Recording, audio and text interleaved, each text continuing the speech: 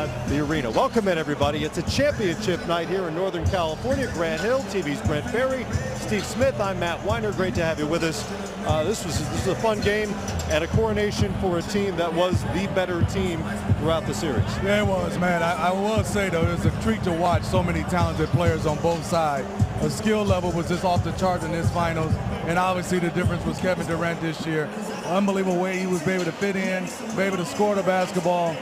Grant, you got to score that much. We've seen that before, but I don't think we've seen somebody go 50, 40, 90 in the finals and averaging that many points and that efficient. Yeah, Smitty, Kevin Durant's efficiency in scoring in a multitude of ways was just so impressive. But you said it best.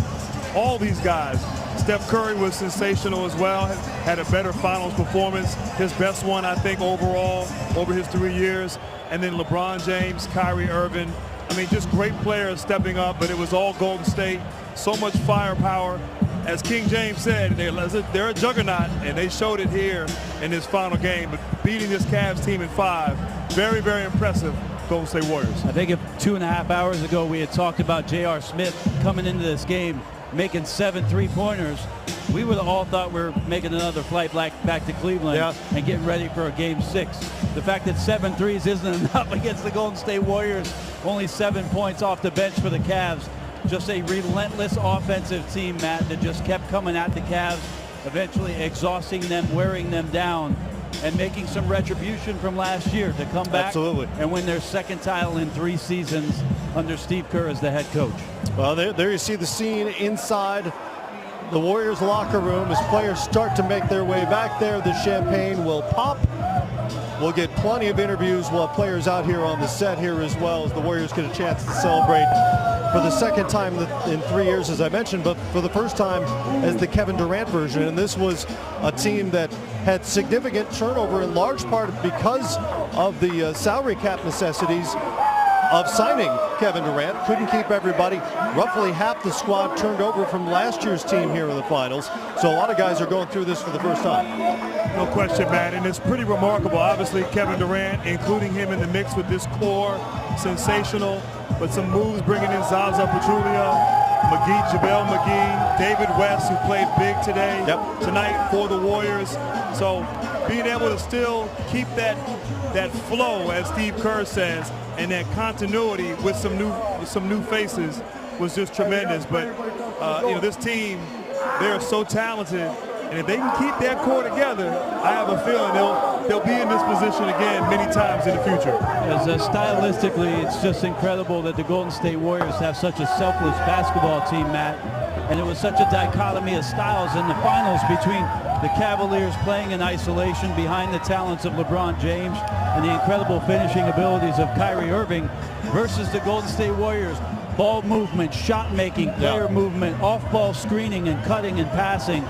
And again, eventually just too much to wear down that Cavs defense that came in, stepped up during the playoffs, got sharp, got themselves back to the finals, but not enough against the offensive explosiveness of what Kevin Durant represented and the quiet leadership of Steph Curry, who almost averaged a triple-double for these finals. I thought he played tremendously well for Golden State. Yeah, I look at it too. The questions we thought when you acquired Kevin Durant, they took away so many guys off the bench. When you look at this final game, they were a plus 28 from the bench, 35 points off the bench for the Warriors and just 7. I know the Cavs picked up a lot of guys, but they didn't pick up a lot of guys that can make an impact on the floor. And I looked at it, those guys struggled. You said it, Brent, we talked about it, we watched it. Iguodala was unbelievable. Awesome. And then I would say impact, we all talked about having a great start. Zaza didn't score a point, but I thought what he did to start this game was phenomenal. The box outs, the tip outs, the offensive rebounding, possessions. He gave them big moments at the beginning. The Warriors celebrate. Kevin Durant is the finals MVP. He's the first player since Moses Malone to change teams in the offseason and follow it up with a finals MVP the following season. The late Moses Malone did that back in 1983. And now Kevin Durant, who was criticized from a lot of different corners about joining the team that eliminated him, he and the Thunder last spring, comes here. The dream comes true as scripted. He walks away as not only a champion, but the finals MVP. And Matt, this win here, this championship for Golden State, it validates Kevin Durant's decision. As you said, there was a lot of criticism, a lot of talk about him coming to this team, but him coming out, putting up this kind of performance, and getting the MVP is just spectacular. And I'll say this to Brent's point earlier, the style of play made it so much easier for Durant as Curry makes the rounds. You know, he was a great player, we all knew, and a great offensive player in Oklahoma City, but you incorporate him into this style of play, it was easier.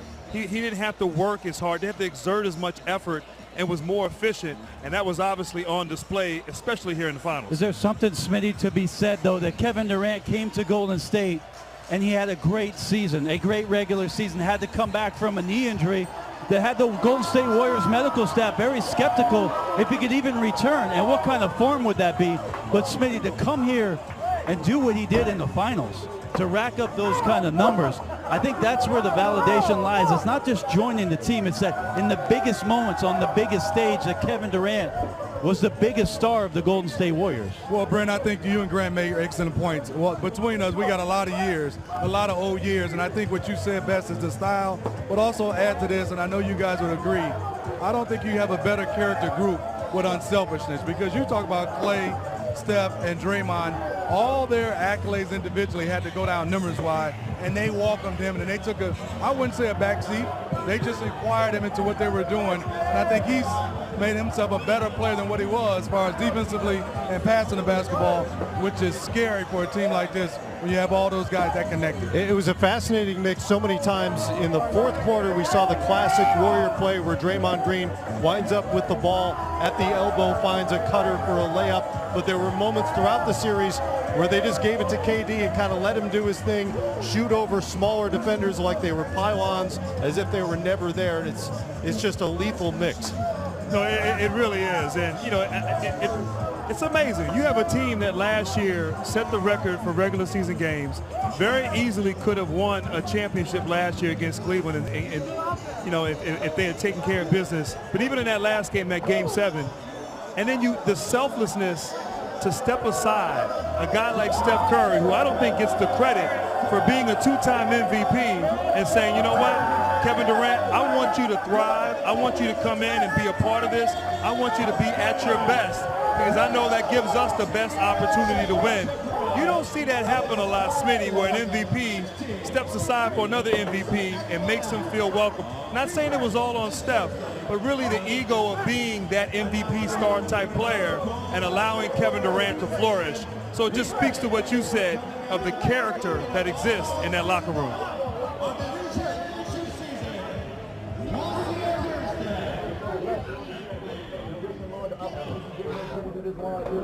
We have no idea what we're doing now.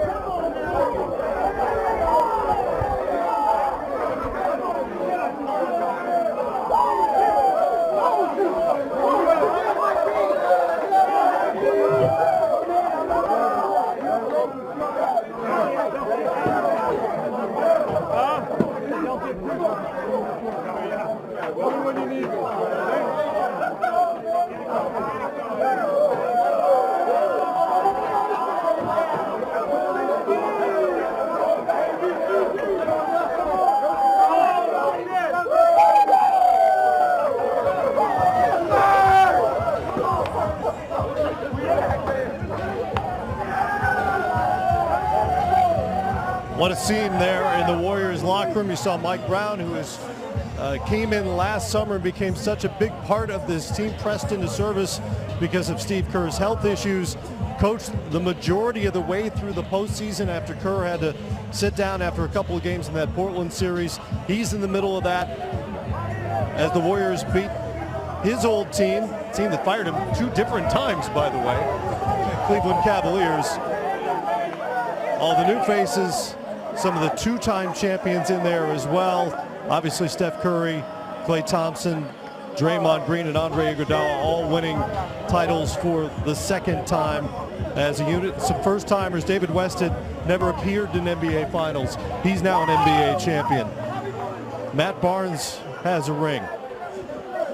Young Patrick McCaw. Great moments in this game too, Matt. In that 3rd quarter, came in, had that follow-up bucket, and then came down, made the layup the next possession down. Yep. Lots of contributions for the team, and this is a moment where you think about all the hard work you put in from training camp, and you sit down in your locker, and just how special it is to be on top of the mountain and to do this together. Just 5 or 6 minutes of your team. I mean, you really remember those moments for the rest of your life. Let's get you inside now. LeBron James is now the 4th ever to lose in 5 NBA Finals. Joins a pretty incredible list. Here he is inside at the podium.